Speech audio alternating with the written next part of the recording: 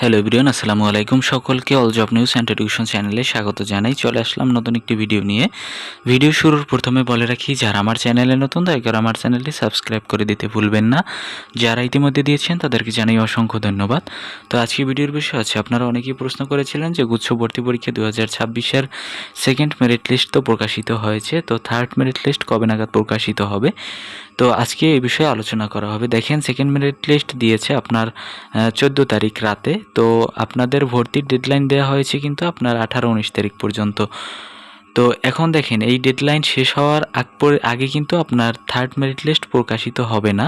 তো এর পরপরই কিন্তু হবে। তো ধরা হচ্ছে আপনার 19 কিংবা 20 তারিখের ভিতরে কিন্তু থার্ড মেরিট লিস্ট প্রকাশিত হয়ে যাবে। তো আপনাদের আরেকটি প্রশ্ন ছিল, যেহেতু ফার্স্ট মাইগ্রেশন রেজাল্ট দিয়েছে এবং সেকেন্ড মাইগ্রেশন রেজাল্ট কবে নাগাদ দিবে। তো সেকেন্ড মাইগ্রেশন রেজাল্ট দেবে যেদিন আপনার থার্ড মেরিট লিস্ট প্রকাশিত হবে, ওই দিনই আপনারা সেকেন্ড মাইগ্রেশনের রেজাল্টটি পেয়ে যাবেন আশা করি।